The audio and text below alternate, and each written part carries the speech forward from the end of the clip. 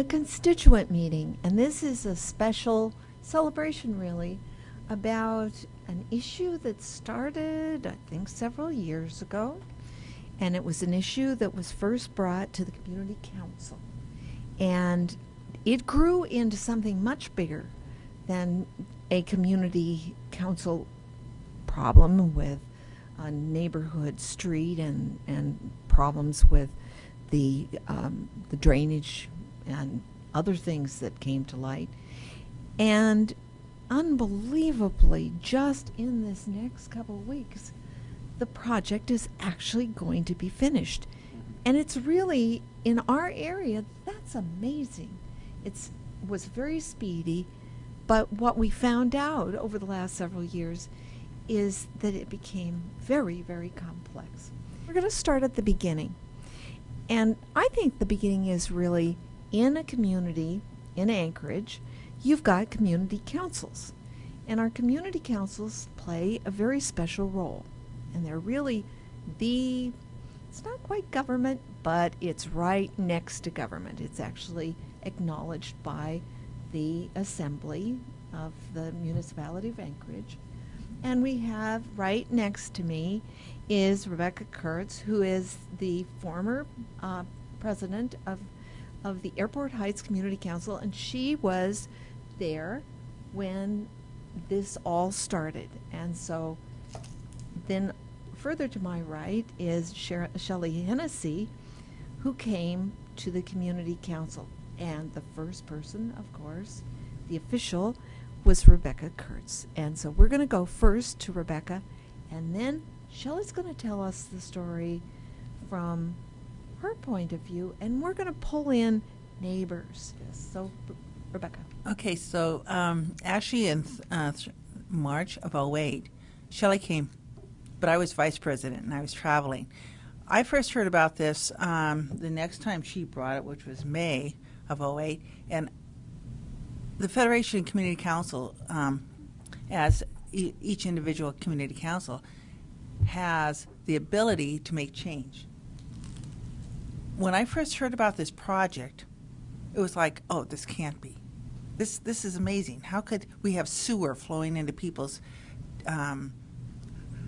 basements? And gross. And how did anybody ever sign off on that? And yes, it was under a statute of limitation. But when Shelly came, when I was there in May, I remember thinking, good luck. Good luck. You could change the system. I did it. You can do it. But it's going to be a lot of work. And it's her turn. Oh. After the first winter of buying a place on Alexander Avenue, when I realized that the sump pumps were never stopping, and in about February, which everything should be frozen, they're still going constantly, and starting to talk to my own condo association board members at the time as a new homeowner in this condo association, starting to collect the history of the water problem on this street, made me realize that I had bought into a place that had a long history of issues with this problem. And they weren't disclosed when you bought it? No, they were not disclosed when I bought it. And when I took a good look at things, as we all do, the sump pumps were running. But when you're touring a house, you're not there for 24 hours to know that that's how long they keep going. So kind of long story short there, and kind of hoping that the people that were operating my condo association were getting proactive about dealing with the problem. I realized the problem was getting worse, not better. What I started doing was talking to my neighbors and getting a more one-on-one history. I don't normally go knocking on my neighbors' doors, but after a year of listening to these sump pumps, that got me over my shyness. I started knocking on doors. What I started hearing was a history of decades of water problems that have not been dealt with on this street. a lot of testimony that complaints had been made and calls over and over again to the city over the course of many years. And for a very long time, the response generally was, we're going to get to your street. They had been working through this neighborhood doing storm drain projects one street at a time over the course of a decade, and these people were always being told, you're next. Well, what happened was the way you finance things changed in 2000. Instead of you're just next and your project gets paid for and we know you have a problem and we're going to get to you, now you have to apply for an RID, which means that your neighborhood, the majority, has to agree to submit to be assessed for 10% of the project before your application will even be approved, and it becomes a part of a package that the whole city votes on, as many packages for street projects. But that process scared all of these neighbors off. They were told, what do you mean now we have to pay for it? So this problem went on and on and on for another 10 years. And honestly, until I came along, I think maybe you have a lot of retired folk here that did not know anything about the system or what to do. They didn't know what to do, so we had to start checking on what to do, and that's where I started trying to get some advice. I said, well, now are you ready to let someone else try to do something about this? So what was recommended to me was to contact my local leaders and try to figure out what the process was to bring this to the city's attention, because when I started making phone calls to the city, I also got the standard answer. Over the course of a few months, in collecting all of this history from my neighbors, which I documented, took a lot of pictures of a lot of crawl space problems, and got an engineering report so I could have a professional report to be part of a presentation that we put together to go to the community council with. I had never been to a community council meeting before. I don't know if a lot of people realize they're open to the public, that you can get on an email list and be told when they're going to be conducted, and they happen once a month really close in your own neighborhood. All news to me. And I've been in Anchorage my whole entire life. I'm born and raised here. I did not know this. Another wonderful thing that I discovered is your assembly members and your legislators actually attend these meetings too. And even if they're not at every single meeting, they have someone there to communicate to them what's going on. They're staying abreast of what's going on in your community through these community council meetings.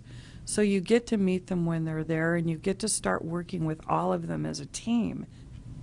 Was really excited to have a forum to share the situation to see if anyone could help, and I was very, very pleasantly surprised at, honestly, the shock and awe after my presentation at the faces of all these people that went, they couldn't believe what I was describing. I really had no way at that point to gauge how bad my problem was compared to anybody else's in Anchorage.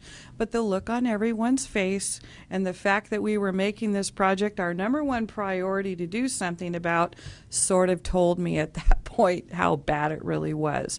So it wasn't just me. And you know, the process of getting your neighbors together and getting everyone to talk, what was going on all along all those years is the neighbors weren't talking to each other. They were all making their inquiries directly to the city, but they weren't talking to each other, so they didn't realize how many people on the whole entire street had a problem. They all felt on an island alone by themselves, unable to do anything about it. Well, this is where, when you start getting people talking and you start connecting everyone and you start going door to door, which is honestly what I started doing, sending out emails and letters. Do you want to get on an email list? Do you all want to know what's going on? Do you want to be part of this? And it did help that we had a condo association, which already is a group of people that are already having to work together for the better of their own community that were communicating, so we formed an action committee. Well, it gets a whole lot more complicated from that point, because you start finding out the processes that you need to go through. You have to start to learn how to understand where to go and who's responsible for helping you fix your problem when you finally talk the city into taking a look at your street and doing a feasibility study, which is really what the next big step was. So we have our assembly member, Elvie Gray Jackson, which became the key person for me to take me through the process, not just with dealing with things at the municipality level with the PM&E of Anchorage and how to deal with getting your plan on their radar and getting them to agree to do a feasibility study to come and look at being able to even put a price tag and whose responsibility is it to fix this problem. Now, you can go back and say what caused this problem in the first place. We know that, decades and decades ago, how the city dealt with developers and what was allowed to happen and how things were allowed to be built is the cause of a lot of problems in developments all over Anchorage, as with, I'm sure, anywhere in the United States.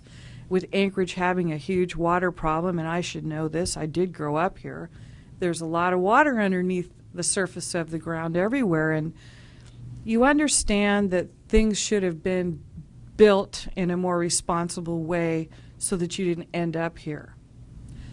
But what do you do about it now? Do you go back and argue about it, or do you figure out how to move forward and fix it?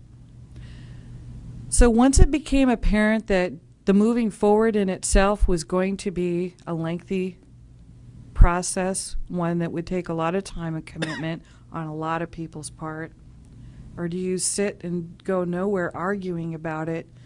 Well, what you do is you move forward because the problem needs to be fixed, because this neighborhood was going under. Damage was happening to houses because of all the water, and the problem was getting worse every single day. Time was of the essence at this point. All you really wanted to do was get the problem fixed as soon as possible to minimize the damage to all the homes on this street. Can I mention that you've got a neighbor here that might want to speak to, and Moise, could you just mention a little bit about what you were dealing with as a neighbor and didn't maybe know exactly what was going on? I did not know what was going on exactly. I just noticed that I was having a problem at the house, like with the foundation. Something's going on here underneath that I don't know what it is. And but I was not having water coming to a crawl space. I don't have one. However, I did have the situation that once we had some rain, and it was not that much rain, but we had the trash cans floating all over. And it was a lot of water. I say in Alaska, I didn't think I would see this here. And it was at the end of the cul-de-sac. It was like a lake. So there was really a problem. And I didn't know that it was happening also up the street, and that they were having other kinds of problems. But I'm very glad now that all this has been done. And we have to be very patient. Very patient, again, very patient. But it's almost over, thank God. There was actually even property damage and property values that were being lost here. Yes. So you're winding up with people moving into a community, and it is a community that we're very proud of. It's a very friendly community, and we like to think that it's a place that it's a good place to have residency in, and to build the relationships that can be built there. Yes. But not sink money in that actually is going down a drain and may take away the chance you have later on in life, right? Yes. So what you were doing, Shelly, was very important. But what I know, and I was at that first meeting and was very impressed because I go door knocking. That's what I do a lot of. And I had not heard this story because, as you said, people they were calling the municipality, but they weren't really talking about it enough to know that it was a problem, and that in fact it was affecting their personal economy. Their personal investment was being really ruined in a lot of ways, and that becomes really important here. You had a local representative, Elvie Gray Jackson, and she is extremely capable in that she also was a municipal employee for a number of years, really knows the system and how it works. And as I understand it, she actually and you really developed a very strong relationship. And I would love to talk about that. Can you tell us what you learned? You know, Elvie would tell you also, and we've become friends definitely through this process. She has an extremely long history with the state and the municipality before she was on the assembly at the time when I had met her. So early in her assembly, this became one of her first big pet projects. And when she saw the presentation that I had sent to her, because I was unable to speak to her at the first community council meeting because the woman runs to like 4 meetings a night. I saw her, but she left, and I was like, sent her an email. The woman came to my house. She wanted to see what I was describing over the phone.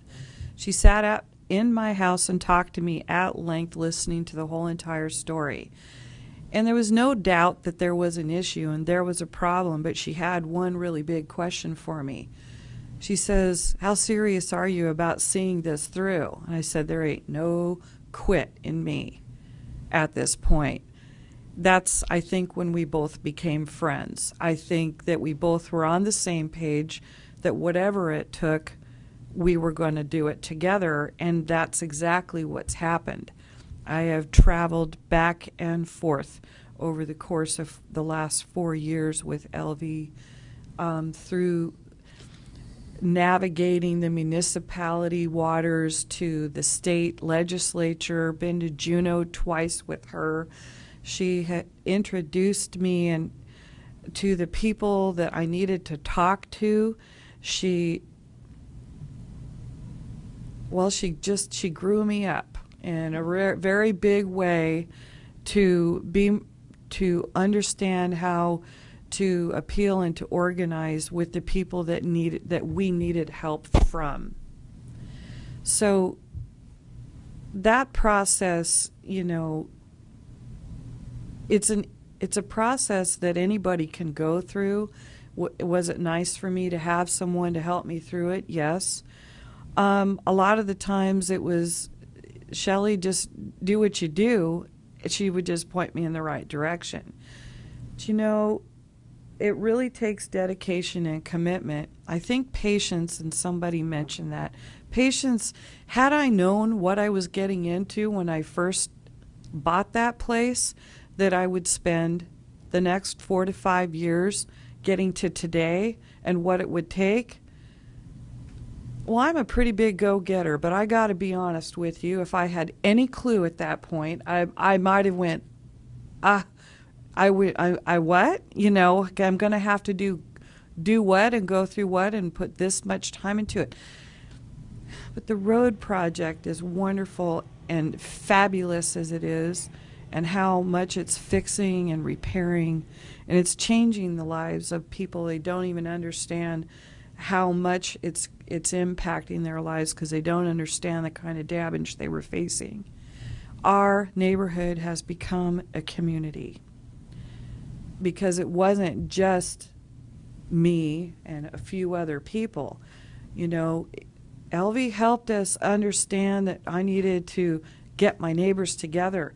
bring them to the assembly meetings to testify, help these people understand the impact of what was going on and how many people it was affecting. And when you ask your neighbors to stand up behind you when you're testifying at an assembly meeting and half the room stands up, it gets a few people's attention. I was not alone in this, and there's just the whole process, and it isn't just the community council people and our assembly members and our legislators and up on through the Senate, bringing our neighbors together to understand that they could make a difference once they got together and learned about the process and what they could do. Anybody can do this. Anybody can do this. It just takes time. No matter how complicated it got, we navigated through it all together, and our street's going to be done in a week. And their community was so grateful last year. They threw the workers a barbecue. Is that correct? Yes. Well, if you saw what they were working through over that summer, as bad as I could have ever thought that problem was and what we saw in the crawl spaces, when those poor guys dug 20 feet into the ground, Yes. there was a chasm in front of my house 20 feet deep full of water. I've never seen a construction crew work so hard in my entire life. I offer them coffee. I see them working so hard. They always trying to accommodate us, making sure we can get in and out, and they were always trying to make it easy for us. I lost my walkway, I lost my flower bed, but they're making sure everything is back the way it was, even better.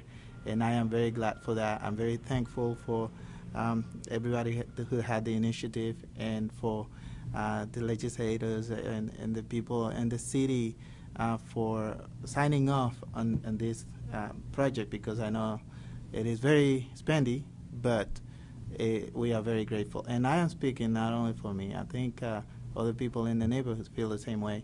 My next door neighbor, Carl, and I always talk, and we are mesmerized by the machines. And we just sit there and, camp out just to look at them work. And we talk, and we are very thankful that this is being done. And our properties are going to be worth more now, too. Yay, that's wonderful. My husband and I were out there yesterday talking to some of the fellows that were doing the digging. Yeah. And what they actually did have to face was really pretty extreme, as you say. And the fact that you stuck with it meant that the money was there to pay for those people to come, which was really a pretty incredible thing. The reason we were having this meeting today and why we wanted to talk about this is to make positive that we do the really important part. And that is when we have neighbors that give up a part of their lives to go out and make solutions for everyone in the neighborhood, it's very important to say thank you. It's very important to recognize the growth of the leaders that are coming in our community. And we have someone who's in this room who represents a group of neighbors who really have done an enormous amount. And just in this process, watching it, as I have from afar, from the Juneau point of view, and also as a neighbor, because it is my neighborhood, it's really a wonderful thing to see, and it's a great thing to be a part of, to be able to do the thank you.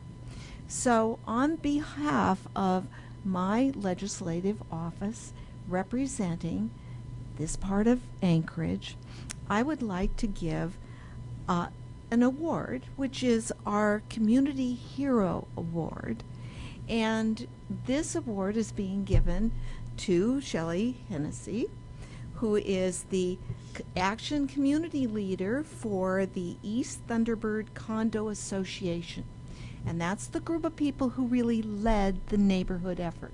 And I know other neighbors, not just close, but further out and further from your home, were following behind your lead and making positive that the state government gave the 10% grant to the municipal government that then put out a bond on this issue, and that's what paid for it. The only way you get that is to have really good organization. Shelly showed what really takes, and that's one person who then has people behind her, for sure. But you've got the one person with the passion, with the fight, and that is exactly. And with the pictures. And they with the pictures. will make you That's vomit. right. They are Yes. so gross. And leaders who listen and make sure the next steps are made. And the local assembly person, who I think did, Elvie Gray Jackson, did a great job on this. So it was a wonderful thing, and I'd like to give you this award.